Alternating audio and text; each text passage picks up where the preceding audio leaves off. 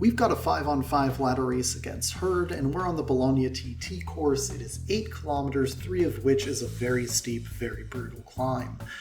We're just about at the start here, and their team is going to light it up from the get-go with a big sprint to try and drop one or some of us. So let's see how we get on here. We've got about 10 seconds, and you'll see everyone light it up. There we go, and those two dudes off the front are hitting about 10 watts per kilo, and we're just pushing to get back on terms and stay together. Now, I will say our two lightest riders are just awesome.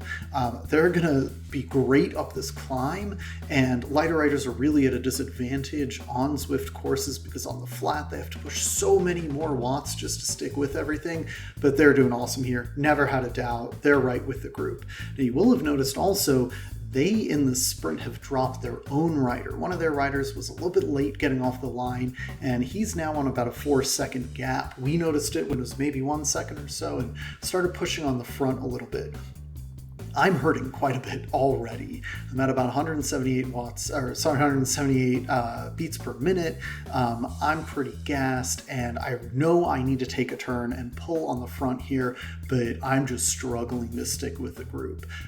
Really grateful that Andy and Kevin, our other two heavier riders, are able to take the load at the front, and they're really able to push and let me catch my breath for a second so I'm able to come through and try and take a pull. Now, when I'm ready to take a pull, Andy hits the front. I try and gas it up a little bit, but I can't, so I sit back on down.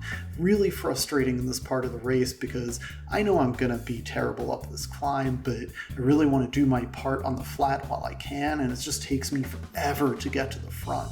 Now, just about here, I'm finally able to get the energy. I've caught my breath, and I'm able to hit the front for a little bit.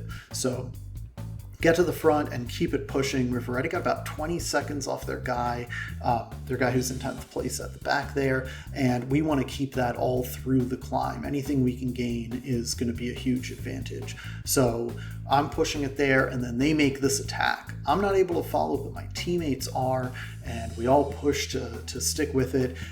This is actually pretty great for us because that attack pushes us further ahead from their guy off their back, and Andy, who's our guy a little bit off the back, he's just able to come back. I don't know how Andy does it. He pushes again and again and again, and the guy just has almost unlimited power, it seems. Now, we're at 5 kilometers in, so we're coming up on that big climb. The next kilometer-ish is going to be real bumpy, so catch our breath for a second here, and this is where those bumps start. We hit 5%, we hit 2%, and I'm already in the back. So I know this climb is coming. I know I'm going to try to hold about 3.6 watts. It's about a 10-minute climb, and we're just going to try and hold that pace the whole way through. If anyone surges, but it's not too bad, I'll try and go with it, but I know what I can do, and I just don't want to get dropped. We worked real hard to get that guy 30 seconds off the back and want to keep him there. So we start the climb proper, and we've got these horrible blinking sections, and we start grinding. The group starts to move a little bit away from me, and you can see we're doing almost like 4-ish watts per kilo, but that's fine. I'm happy to let that go.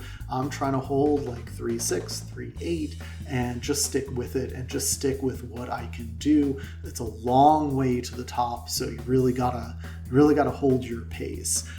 I start to fall off the very back here. Andy's bossing it. He's going to actually fly through this group. And then you can see up in the front, our two lighter riders, Ginny and Katie, they're doing awesome. They're 2-3 up there. Their guy does have the front, but we're really competing quite well. And because we have that guy off the back, we're in an advantage as well. I'll speed it up so you don't have to suffer with me through this whole thing. Our pacing is going to start to pay off right around here where we're still able to hold a pace, but this guy, Dirt Guy, starts to drop back. So I'm at least able to catch this one guy before we hit the second hard section now. We hit this, and he's actually going to really push it. This was pretty demoralizing, and a lot of this climb is just vibes. If you're feeling bad, you're going to do bad, and I'm feeling pretty bad right here. I actually end up in some really rough gearing. You can see my power really goes down here, and I think part of that is I couldn't keep a high enough cadence and really move those pedals. I get my gearing right towards the end of the steep section, and I'm able to pass him right here. I try and do so with a little bit of power to, again, hit that demoralization factor, and I do get ahead. And I'm glad of that, and I just want to try and keep that. Now, I really wish I had realized this other guy was close enough ahead of me that if I'd really started sprinting a little bit earlier, I would have gotten a little bit better here. As it was, I finished about 6 seconds behind the guy in 7th, but that's totally fine. We end up winning this race, and we were not favored going in, but some nice tactics, some really strong rides by pretty much everyone but me, and we're really happy. It was a really good team effort, so go ATP.